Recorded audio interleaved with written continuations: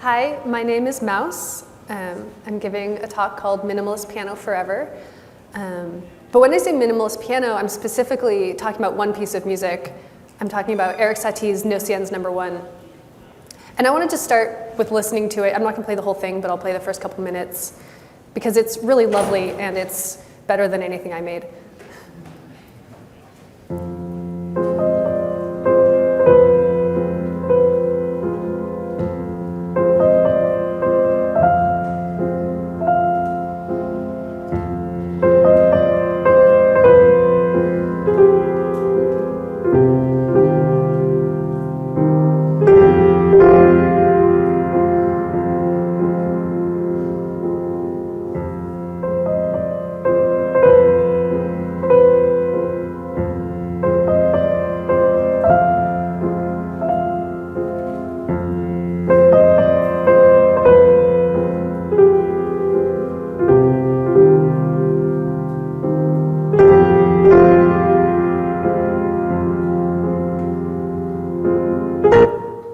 Sorry, that was abrupt.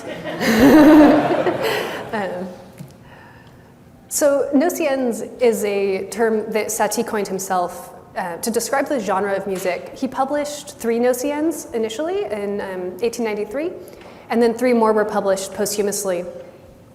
And it's not known for sure what the name means. There's a few theories, all of which are pretty plausible. The first is that it's a reference to Virgil's Aeneid.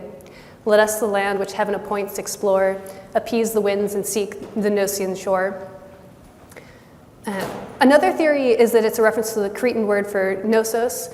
There were archaeological sites related to this being excavated at the time, so it was in the popular conscious, and this is like the location in which the mythological labyrinth with Theseus and Ariadne and the Minotaur. And I think there's kind of a walking the labyrinth feel to his music, so that seems pretty credible. The theory that I think is perhaps most likely is that it's a reference to Gnosticism, the religious idea. Around the time when he composed this music, he was part of a Rosicrucian sect, a Wagnerian Rosicrucian sect, and he had a falling out. He wasn't a Wagnerian musically, and he had a falling out with the leader of the sect, and so he formed his own religion called the Metropolitan Church of Art of Jesus the Conductor, of which he was the only member. And this is him in his ceremonial robes. Whatever the case, I really like this piece of music. And pretty much instantly when I heard it, I said, I want to listen to this forever.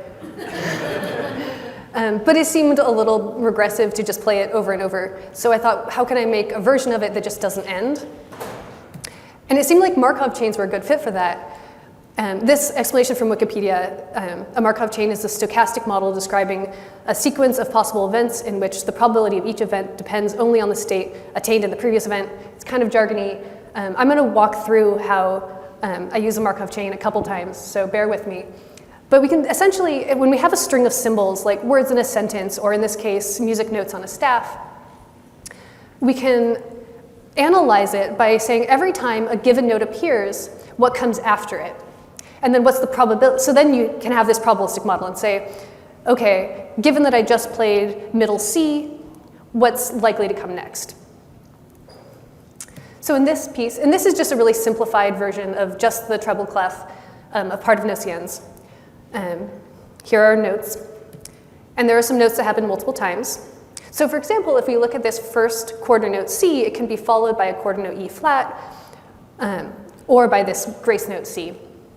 So we could represent, instead of as a linear progression, we could represent this piece of music as a diagram with loops. And loops are great because loops mean you can just keep going around the loops forever and ever and ever, which is what I want. So there's a really good blog post called Generating Music Using Markov Chains by Alvin Lin, and he has a code sample where you can just give it a music file in MIDI format. It'll generate a Markov chain and then produce new music, just going note by note. So here's what it sounds like.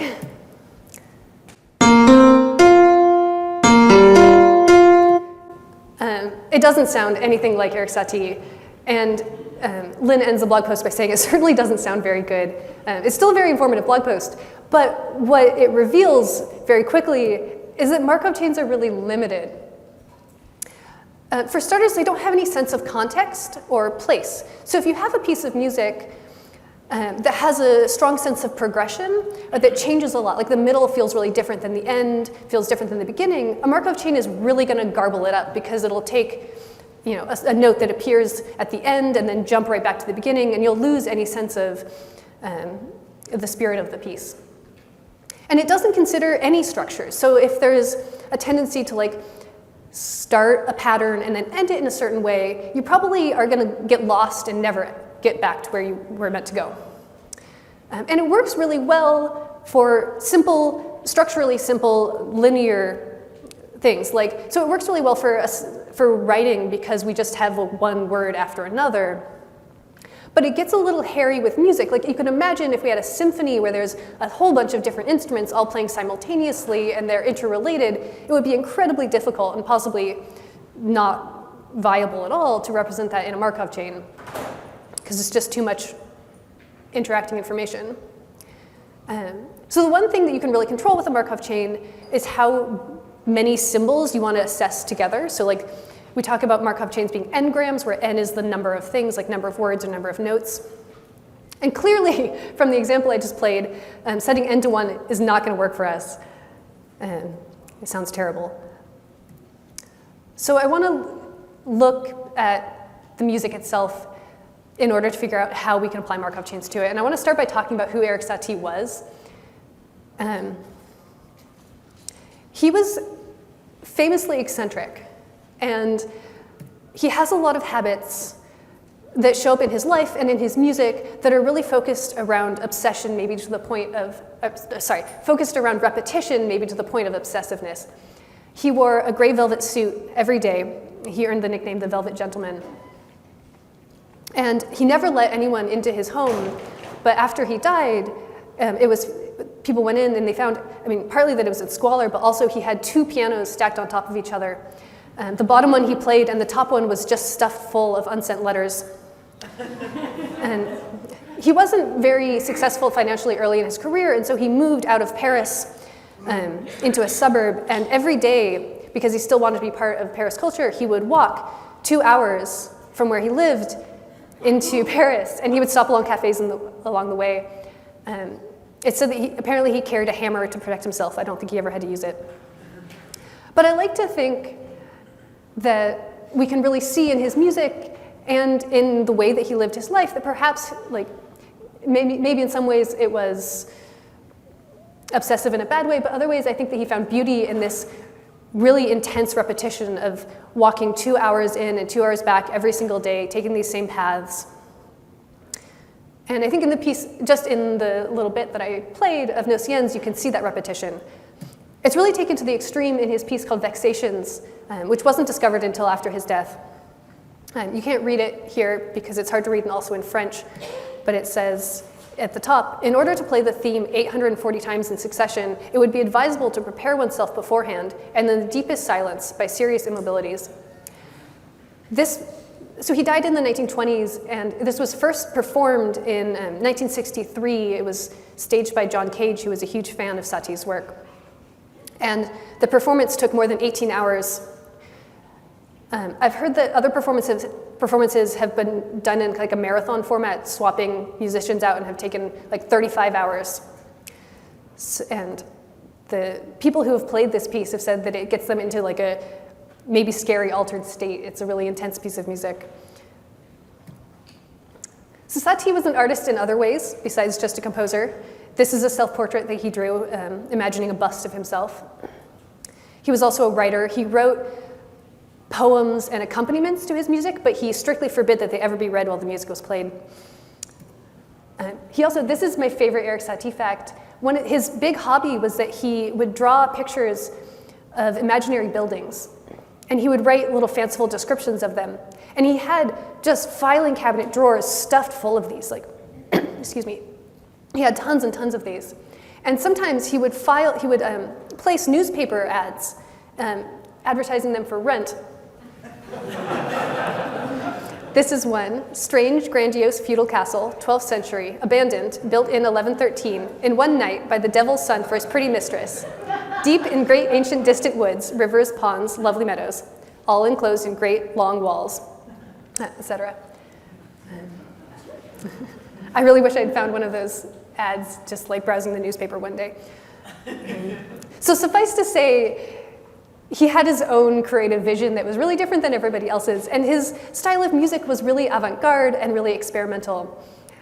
And I like to think that although he certainly wasn't designing like algorithmic music in the way that we think of it, and he wasn't, it was the 1800s, he wasn't composing for the Babbage engine, I think that the way in which he's playful with how music is structured is really conducive to being playful with the way music is structured using algorithms. And there's, I think, a fair bit of music that is based on, or playful computer music based on Erik Satie because of that.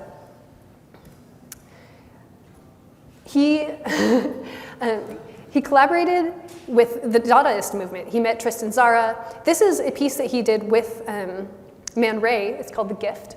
Man Ray also took some of the more famous portraits of him. He composed a ballet called The Parade that was staged by Picasso. So certainly avant-garde. His music is minimalist. He rejected the idea of progression, and he wrote pieces that really lack ornamentation and flourish. They're really simple, and that makes them really beautiful, and it also makes them possible to put into a Markov chain because he's not composing. He often just composed for piano and not for 30 instruments. So it makes it actually viable with this algorithm. He's famous, speaking of simplicity, for composing what he called furniture music, which is basically background music. And there's a story that I really like that when his furniture music debuted, everyone in the audience, when the musicians started playing, all paid attention, and he ran around through the audience begging them to go back to their conversations.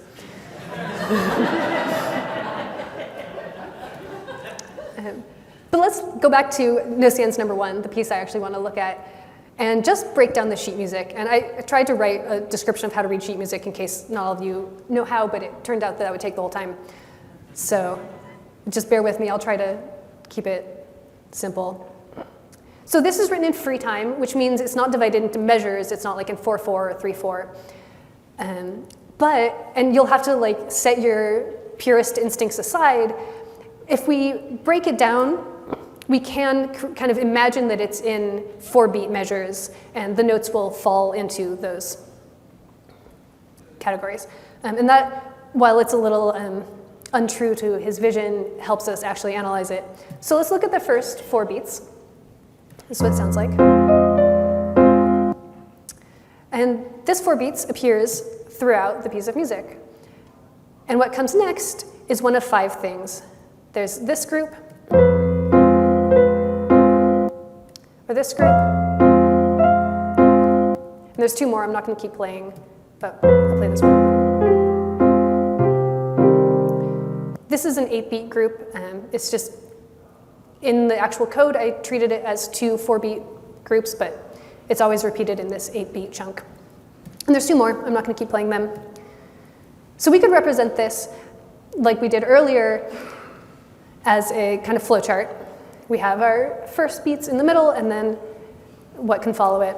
I've numbered the arrows to indicate how often that transition happens. So in each case, there's 2 of this blue group, there's 2 orange, there's 2 yellow, etc. And that'll allow us to calculate the actual probability that given whatever group you're at, it'll go to the next one. So let's look again at this second blue group. It's always followed again by the first group. Same with orange, same with teal. So these are all perfect loops. The purple group, however, it can go back to where it started, or it can go to this new dark green group. And our yellow group can go to this new light green group. So our flowchart's getting more interesting. Now it can do something besides just go in circles. And what's handy is that I've introduced these 2 new groups of repeating notes. They happen a lot. So we've actually covered a whole lot of the sheet music just with this. And if you'll notice, there's the last measure, which ends the piece, which I'm just going to pretend doesn't exist because I don't want to end the piece. And, and then there's these 4 gaps, and they're 16 beats long. And what's handy is they're all the same. So if we add that to our flowchart, we've mapped the entire piece of music And it's really structurally, you can see how structurally simple it is. So I want to convert these numbers that I have of like how many times something goes from one group to another into actual probabilities. And this is really handy because if you've ever written a function that does a weighted random, it really is a lot easier if you have a set of probabilities to add up to 1. Another thing that'll make this easier to work with on a computer is having it not look like this. This is, I think, for me, easier to visually understand, but I would balk at trying to store this as a data structure. So what we can do is make a probability table. On the top, you're saying, okay, given that we start with this set of notes, this measure, what's the probability that'll be followed by the measures on the side? And we can just look here and copy over these probabilities. And I think I'll leave it to your imagination to think how you could represent this as a data structure. The one thing that you're probably going to get stuck on with your data structure is putting colored screenshots of sheet music in as dictionary keys. But that's where MIDI comes in. We don't actually want to have a computer program analyze the sheet music itself, or at least I don't. I think it's a hassle, especially when the MIDI format exists. It was standardized in 1983. It's called the Musical Instrument Digital Interface. And it's really big and really useful, and I'm only using a really small amount of it. So it's a communication standard for music data, and it's also a file format. And it's a way to control a physical electronic musical instrument from your computer. So you could write an algorithm that plugs into your synthesizer and actually plays your synthesizer. Or you can use it to record the output of a physical electronic instrument. So you could play electric guitar that's plugged into your computer and have the output of you playing turn into computer data. But I'm really just interested in MIDI files, and they're made up of MIDI messages. And a message is an 8-bit status byte plus 1 or 2 data bytes. There's 2 general kinds: system messages, which apply to the entire MIDI file, like syncing the clock, and plenty of others that I won't talk about, and also channel messages. Pardon me. So MIDI has 16 channels, and these are essentially streams that run simultaneously. So you could imagine, like, if you had 3 different instruments, you'd put them on 3 different channels, and they would all play simultaneously. And there's 2 messages that are relevant here: note on, which is like press the piano key, and note off, which is lift your finger off it. These are called voice messages. And they have 4 pieces of data: the channel, notation, velocity, and time. The channel, like I just described, it's a simultaneous stream of music. For this, since we just have treble and bass clefs, it makes sense to make those our 2 channels. And you can imagine, we're playing these simultaneously, so. The notation is what note is being played. MIDI has numbers. So for example, this is MIDI note 41, or it's the 4th octave F, and you can just convert pretty simply between that. Or you can also convert to like frequencies and play a frequency, but I want it to sound like a piano. Velocity is like how hard you hit the key or just how loud it is. In our music notation, here it says to play it in piano or quietly. And time is the duration that you wait before starting a message. So it's like how long a message takes. Here's the MIDI output for the first 4 beats on the treble clef. You may notice right away that it only has note on and not note off. And I decided to just be like radically honest, because this is the output that I got when I was analyzing my MIDI file. I don't know if it was a weirdness in how the MIDI was encoded or how my Python library read it, but instead of turning the notes off, it just sets their velocity or volume to 0. So this is what I actually had to work with. So we can see if you're reading sheet music, the first thing that happens is a rest, and that's represented by the wait time of 480 milliseconds. And then we have a note that starts playing. It plays for 239 milliseconds, and then it stops, etc. It's a little more complicated in the bass clef because we have a whole note which plays while other notes are being played. So you can see the first note on message starts playing this whole note, and then a whole bunch of other things happen. It plays these chords, and you can see they have the time of 0, which means they're simultaneous. And then ... and then after all this happens, the note is turned off. So if you want to look at how long a single note is played, you have to kind of look ahead and count up all the time duration intervals that happen until that note is turned off, which is just something to keep in mind. So back to our beautiful flowchart. Let's just like use the power of our imaginations and say instead of little colorful sheet music, these are MIDI messages. And the same thing in our probability table. These are all just sets of stored MIDI messages. So now that we have this table, we can start picking things. Let's start at the beginning, and then weighted randomly select what's going to happen next. There we go. And now there's only one option in this column, the probability 1, so we're definitely going to pick that and add that to our chain. And we can just keep doing this forever. But that doesn't actually make any noise, because MIDI just tells you a lot of information about the music. It doesn't actually, it's not like an MP3, it doesn't play. Yeah. So you can play it a lot of different ways. You can play it using frequencies, or because I want it to sound like an actual piano, I'm going to use what's called a sound font, which is just a fancy way of saying it's a dictionary that associates the name of the note or the MIDI number to an MP3 file that has the sound of that piano note being hit. What's cool about a sound font is that you can really quickly swap them out. So I could go from playing piano to playing cello to playing like cats yowling to my heart's content. Anything that you could imagine and record, you can put in a sound font. And I want to do this in the browser, so I use something very handy, HTML5 audio elements. As you can see, it's a really simple element. This is called audio. You can give it a source, so it actually has something to play. You can give it a controls attribute, which will put this little nice interface. It looks a little different in every browser in the UI automatically. Or you can control it using JavaScript, which is what I wanted to do. So if you select the DOM element, it has built in a play function and a pause function and a current time function, which lets you seek within the file. It doesn't have a stop function, but you can replicate that by pausing it and then setting current time back to 0.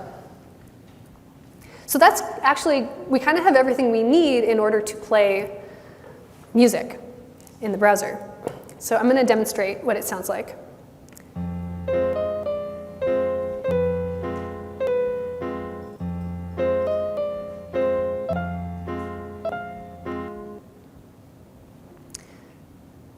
So we're getting there. I'm not totally happy with it right now, because it's being played by a website and not a person. And when websites play music, particularly piano music, they always play it perfectly, exactly consistently. So if you tell it to go at this tempo, it's going to go at that tempo. And they take the music completely literally. They're never going to make a executive creative decision about how the piece should be played. They also, because MIDI has 16 channels, your computer essentially has 16 arms.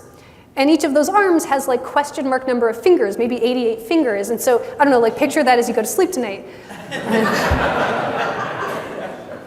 And also, as you might have realized, it's not actually physically playing a piano, it's playing an MP3 file, and that's different than a real piano. Humans, on the other hand, are not perfect. Even if you're trying to play a really regular tempo, you're going to play it a little irregularly. Humans can make interpretive decisions about how things should be played. Generally speaking, humans only have up to 2 arms and 5 fingers per hand, so that's a limitation on what you can physically play on a piano. Also, people can play real pianos. It's a great ability, and we're united by our plinky plink noises. So let's apply what we just learned about humans versus websites to the very start of this piece of music. I want you to, if you play piano at all, bear with me, we're going to imagine we play this. So first, let's hit this bottom note with our one hand, and we're going to hold that for 4 beats. And at the same time, we're going to play what's on the treble clef. And then also with our third arm, we're going to play what's on the bass clef. It's not going to work, and that's why it's nice to be a human being, because we have to problem solve. And generally, when people play this, what they're doing is they're using the sustain pedal. So that means that when you press a key and then release it, the sound keeps playing. And that lets you just press that whole note and release it, and then go on and do the rest of the piece while that plays. But the sustain pedal doesn't just affect one note, it affects every note. And so that changes the whole way in which this piece sounds. It has just a different vibe because everything's a little bit elongated and stretched together. And when a computer plays it, it's just going to use 3 arms. So it's going to sound different. It's not going to have quite the same vibe. And I don't think I've totally solved this. If you have figured out how to make websites have a sustain pedal, I don't know, let me know. But we can still make it sound a little better than it does. The biggest thing that you need to do is not just stop an audio clip like I did when I was playing the original piece of music earlier. It sounds terrible when you just cut a piece of music off or you cut a note off. I don't know how well you can hear it in this room, but certainly like if you're listening to it in headphones, it sounds really odd, like on the grace notes when they just stop. And you don't have to do anything fancy. I just linearly decrease the volume rather than setting it straight to 0. It makes a huge difference. And then I want to add some variation, some irregularity in each note, and also just some variation throughout the piece and how it's played. Because a real pianist would have a sense of like phrasing and change throughout the piece. I want these to be small because I don't want to simulate like if I actually played it, which would be terrible because I'm not a good pianist. I want to simulate, pardon me, someone who can actually play piano. And then also the last thing I do is just make the notes last a little longer to give it that like legato feel where the notes blend together. So here's a demo of that.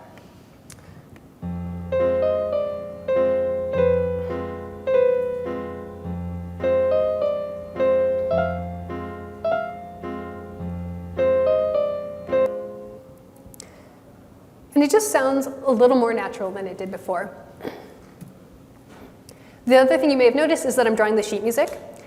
I enjoy that. I think it adds a lot to the feel.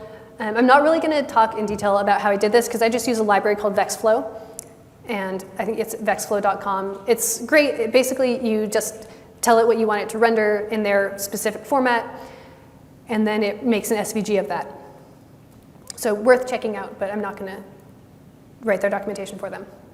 And so it just renders the 4-beat measures just before they're played.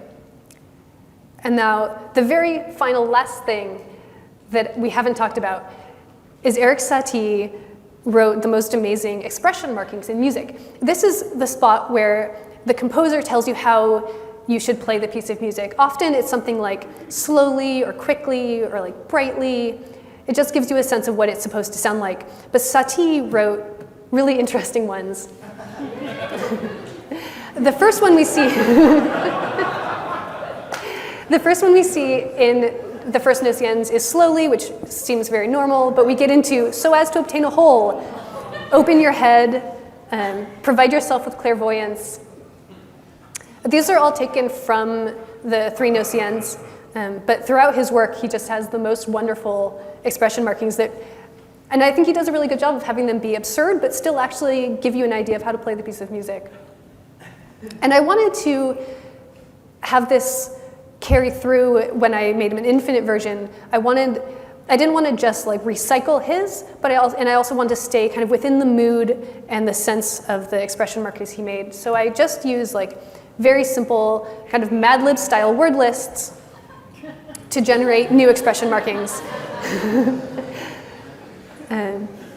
Like have questions, don't consider your body, be healthily translucent, have ill intent with the whole. This was actually my absolute favorite part of the whole project, even though it's a relatively small part. And it's the last part. That's pretty much what I did.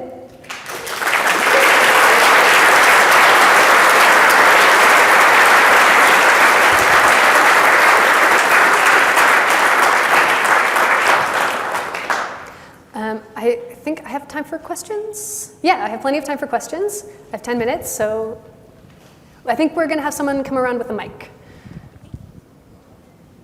And obviously feel free to come find me after my talk or hit me up on email or Twitter. Have you considered, instead of using the sound font, actually building a synth, or using the web audio system to build a synthesizer or something to get more of that variation that you were kind of looking for in the audio? I've considered it. I haven't really tried it. I'd like to, and I think it'd be fun to have a little bit more customability in what the audio actually sounds like. Like I was saying, it would be cool to have like a cat yowling version of Gnossiennes. I just didn't really get to that. This was sort of a weekend project. And I really wanted my like bass line to be an acoustic piano, and I figured the easiest, quickest way to get the sound of acoustic piano was to just play back an acoustic piano. Thanks for the talk. Do you have any recommendations about autobiographical information for Satie, like biographical sources? Because his life just sounds amazing. Yeah, it's phenomenal. I actually have with me, he wrote a lot, and there's a couple books of his writing. I have one called A Mammal's Notebook, which I have with me if you want to look at it. It has a lot of his little newspaper clippings and the buildings that he drew, which I wasn't able to find online. So definitely just like go to the primary source and read his own writing. I haven't read any biographies of him, but I know they exist and they're probably lovely. How well do you think that this would translate to other minimalist pieces like Gymnopody? Have you experimented with, or just with first Gnossienne? I've only experimented with the first Gnossienne. That's like my number one like next to do is to try maybe the second Gnossienne. I took a very hands-on and like labor-intensive approach to this. Like I was actually taking a piano class at the time, and I was trying to play this for a recital. So I was really like super heavily involved in this piece of music, which is why I was able to like break it down pretty readily. So yeah, I think it's possible, but it would definitely be kind of on a case-by-case basis. Have you, hello, you hear that? I'll speak loud. Have you considered generating C sound scores? Are you familiar with C sound? The question was, have I considered generating C-score sounds? I don't know what that is. Sorry. So no.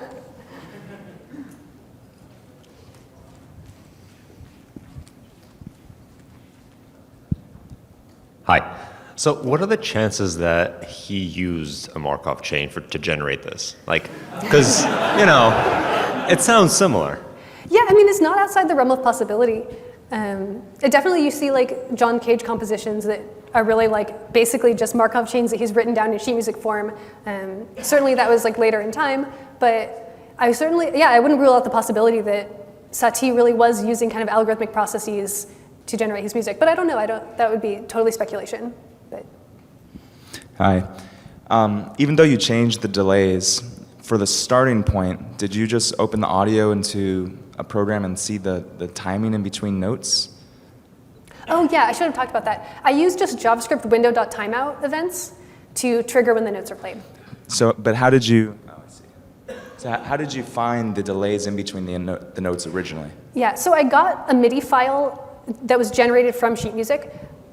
There's a website and a piece of software called MuseScore, and it's intended for editing sheet music, and somebody has just transcribed the piece of music into MuseScore, and then that piece of software will produce an algorithmically generated MIDI file based on it. So I had a MIDI file to work with that had all of the delays that were encoded based on the sheet music. So, hi. Is there any possible application to Stockhausen, for example, for the Markov chains? I don't know, but I'm going to say yes. Seriously? Yeah. I don't know. I don't know what that is. I was just wondering if there's enough data to train a model to generate variations on the phrases that you used in kind of the lookup table. I'm sorry, can you repeat the question? I was wondering if there was enough data to train a model to generate kind of musical variations on each individual phrase you were using. Maybe there's if you remember that flowchart I made, there really isn't that much data within the piece of music. It's really, really simple. I think that if you wanted to generate new Erik Satie music that wasn't just like reconfigurations of what he already wrote, it would probably be more than just one of his compositions. I do think it's possible, and it would be a task for something more clever than a Markov chain. Would it be difficult for you to just press play for the rest of your Q&A time, have it run in the background?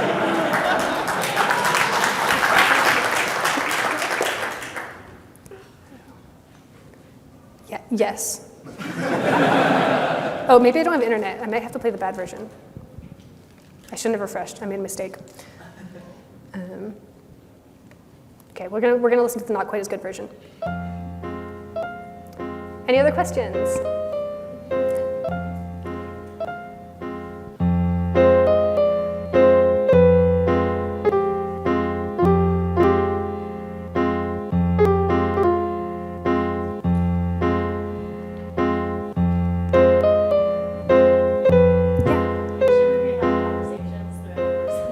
Yes. The question was, should we be having conversations? And the answer is yes, please don't pay attention to the music.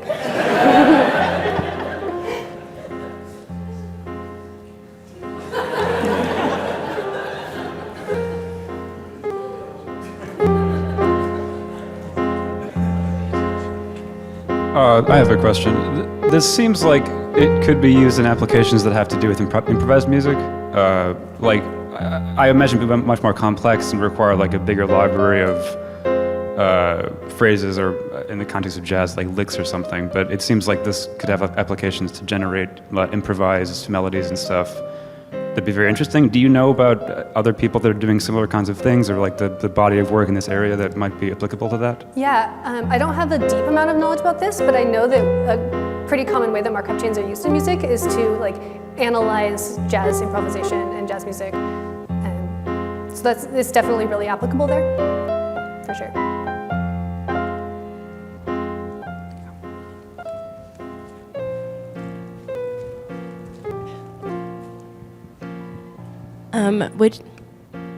I don't know. Would you like to, like if you were to evolve this, use some of the expressions, chin form, the way that the notes are played? Definitely. My list of things I'd like to do is like be able to swap out the sound fonts for other things, or to use synthesized audio, to have a little bit more correlation between the expression and the music, and be more thoughtful about how the phrasing works in terms of like tempo and dynamic, and also just change where I put the changes in dynamic. I think they're not very well placed right now. But yes. We can do one more.